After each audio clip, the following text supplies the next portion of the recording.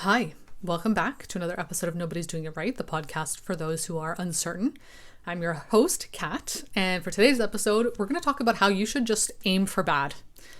And before we get started, I do want to say one thing that I don't say often in my episodes or in my other content. I feel like sometimes I can get kind of wrapped up in creating, and I love putting content out there that I forget to really acknowledge the people that support me and that have followed me and that send me nice messages all the time. I try my best to respond to them. I try my best to respond to comments. But if I don't, I'm sorry. I sometimes get overwhelmed. As someone with a very low social battery, even interacting online can be kind of draining at times. But I obviously really value and am very grateful for the comments that I get from people and the messages and the reception of my content, which, it just makes me feel even more empowered to continue creating and to help people in the way that I want to, the way that I hope I can. And it seems like I do, which is great, simply by the fact that I'm just sharing what's worked for me. So I love seeing that stuff. Thank you so much for commenting, for sharing my videos. I really appreciate it. But yeah, let's get into this episode. Aim for bad. What I mean by this, this is something that I have had to use a lot throughout my life. Anytime I've wanted to achieve something. I know it sounds counterproductive to aim for bad if you're trying to achieve something. Like, you'd think, well, if I'm trying to achieve something, I want to be good at it. I want it to be good because why would I want something that's bad? Totally. But I think that's the misconception. I think when we see it that way, when we see it as I'm trying to get something and I want it to be amazing, I want it to be perfect, I want it to be great, because by getting this amazing, perfect, great thing, my life will then become amazing, perfect, great. That's not how it works. That's not how life works, right? Yes, you can improve yourself, you can grow, you can change, you can acquire things that you really want that'll make you feel certain ways, totally. But by aiming for perfection, by aiming for good and amazing and all this stuff all the time and thinking that that's going to solve the problems, it's not. You can't get it from the external things, right? So I think that puts a lot of pressure on us when we're trying to achieve things, to think, okay, if I'm going to go about getting this thing that I really want, I have to be perfect, I have to be amazing, I have to be great because I want to feel perfect, amazing, great when I get it, But that puts a lot of pressure on you. That really raises the stakes. And when the stakes are raised like that, I think for many of us, we don't want to do it. We will sabotage ourselves because it is very stressful to feel like, okay, I have to be amazing at this thing for me to even for it to be valid for me to have this thing. For this thing to even be valid for me, it has to be great.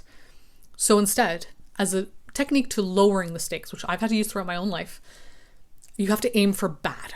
And what I mean by that is that instead of going into something that you're trying to do, trying to acquire some journey you're trying to go on, instead of going into it thinking, I need to be good, I'm aiming for good, I'm aiming for great, I'm aiming for perfect, whatever the narrative is in your mind, aim for bad. Go into it expecting that you're going to be bad at this thing. Go into it expecting that you're not going to be good and that it's fine. Like, that's the point. So to even do it and do it badly seems so much easier because you're like, if it's going to be bad anyway, then it doesn't matter how I started. It doesn't matter what it looks like. It's fine because the point is to aim for the bad. Now, obviously, the irony of this is that if it's something that you truly want, it's a desire, it's a goal, whatever. When you start taking action on it, it actually isn't bad. You end up doing a good job. Sure, you learn, there's a learning curve to everything. So yeah, you're maybe not the best when you start, but you're not bad either. Because I think in our minds, we think it's either I succeed and I'm amazing, or I fail and it's awful and it's like irredeemable, like there's nothing of value to it. And that's not true. There's always something of value. It's good in its own way for that time with the information you have at that time. So it's never as bad as we think it's going to be, especially if we aim for bad, because then our expectations are surpassed.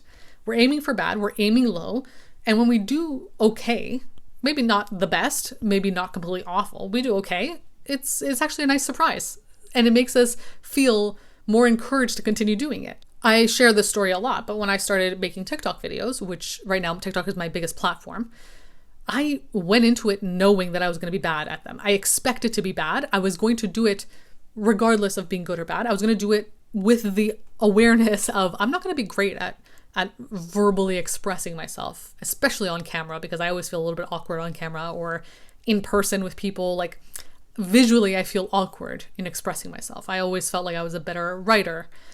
because, it's a nice little cocoon when you're writing, right? You don't have to be like present physically in any way.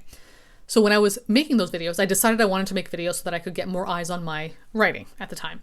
And because the stakes were lowered, because, the point of it was not to be this amazing, public speaker, this amazing video creator. That wasn't the point of it at all. The point was, I just want to get some eyes on me so that my writing can get some attention. I went into it being like, I'm probably going to be not great at articulating my thoughts. I'm probably not going to be great at how I say things, how I present things, whatever. That's fine. That's kind of what I'm aiming for here. The only point is to put something out there. When I lowered the stakes to basically like the ground, the bar was on the floor, I was able to actually start it. I made one video immediately, not only through the reception of it being really well, or received very well, immediately when I looked back on that video, I was like, oh yeah, it wasn't that bad. It was actually pretty good. Like, it would be a video that I would stop and watch if it came up on my For You page. So I wasn't really bad, but I was aiming for bad. And that showed me that I was actually pretty good.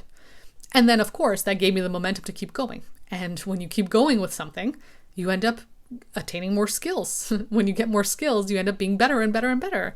And then you're able to branch off in other ways. And obviously, like, my aim for this situation was not to be a good video creator, right? So the goal was not specifically about video creation. The goal was about actually feeling comfortable and confident sharing myself in some way. So ironically, me making that bad video, aiming for bad when it came to that kind of content creation, made me feel way more confident and comfortable to now be sharing more of my other work as well. Because for me, writing was always a bit higher stakes, right? Now it's the stakes are not necessarily lowered, but I feel more comfortable going after them. I feel more comfortable going after my writing and pursuing that and sharing that. Whereas before I made that bad, quote unquote, video, I didn't feel that comfortable with it because I hadn't really softened myself to the idea of being bad and doing it proudly and openly, and for people to see. Now I feel a little bit more comfortable with it. Now, if I feel like something I've written is not amazing or perfect, I'm kind of okay with sharing it anyway. It's fine, because it's not really necessarily about it being perfect, perfectly structured, the grammar being amazing all the time. It's about the impact that it has. And so that makes you feel more comfortable creating more and doing more and like stepping more into it. And the more you step into it, the more you're able to expand, the more you're able to hone your skills and get better. And that's the point. So anytime I now try to achieve something, any kind of goal, whatever that is, it could be the smallest thing, I aim for bad. I really try to lower those stakes, bring the bar down to the ground, put the bar in hell, basically, and just do it. Just start it, aiming for it to be bad, knowing consciously, I'm going to do it even if it sucks, even if I'm not good at it. Like, the point is to do it when I know I'm not good at it. That's the point. If that becomes the target, great. You start doing things and you realize you're actually really good. It would actually be harder to make yourself be really, really bad at it because you're not that bad at it, even though our minds will convince us that we are. And obviously, I know it's really hard to aim for bad, especially for those of us who are perfectionists. It feels very painful to actively decide to be bad at something, obviously, because we've been conditioned to believe that we have to be good all the time in order to be valid, in order to be loved and approved of. But it's more of a challenge for you to show yourself that you don't have to be trapped by this mindset, that you can aim for bad and make bad the point and actually enjoy the process too. So make it a challenge to yourself, because it's going to feel like a challenge. It's going to be very difficult to aim for bad, even though in your mind you already think you're bad, right? That's the irony of it. But it's going to be a challenge to aim for bad because everything in your body is going to tell you, no, we have to be perfect. We have to aim for perfect. Challenge yourself. Show yourself that you can do that. And then show yourself, you'll show yourself that you're actually not that bad. And then you'll get more confidence, and then you'll show yourself like, oh, I'm actually capable of more than I thought I was.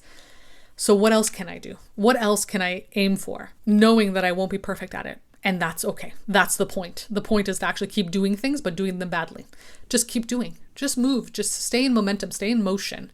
The moment we stop and start questioning things and questioning everything and looking back and thinking, oh my God, maybe I need to do this a little bit better, editing things too much. And I know as a writer, like, you can get stuck in the editing phase. You could edit forever because nothing's ever perfect. At a certain point, you have to just put it out there. That's what I do with my Substack now. I was actually very hesitant to put my writing out, even though, again, writing is my passion. It's what I enjoy. It's what I started with when I put out that first TikTok video. Like, that was the point. That's what I was aiming for at the time, I had a hard time putting my writing out there. And not only putting it out there, but creating a lot of it, because I would create pieces. I would spend a lot of time on them, but I would feel like I had to spend so much time to make anything that was valid, because it has to be amazing. It has to be perfect. So now I actually am actively challenging myself in this specific way to constantly be putting things out there. Obviously, I'm not making it complete trash. Like, I'm not just putting out garbage or anything that I would deem to not be at least some effort from me. Of course, I will always put effort into everything I do. Like, otherwise, what's the point, really?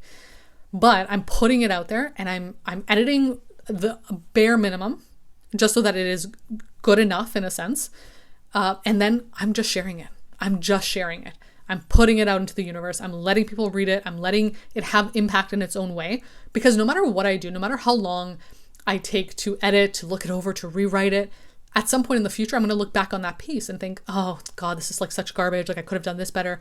Because inevitably with time, my skills will grow. So I will get better. So no matter what I put out there, I'm going to look back and not like it that much. Or I'll like some things, but other things I'll be like, oh, I could have done better. That's going to happen with everything. So if that's the case, no matter what, I might as well just put it out there.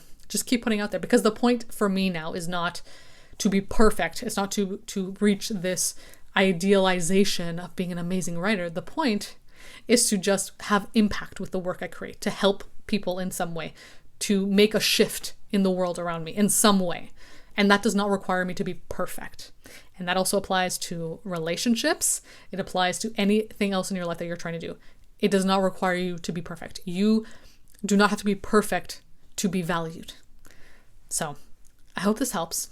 I hope it gave you some perspective. I hope it was comforting in some way. If you want to talk about this in more detail with me, feel free to book a one-to-one call over on my website. Again, you can subscribe to my Substack, like I mentioned, and follow my other social media accounts for the rest of my content. Other than that, thank you for listening, and I'll be back again soon with another episode.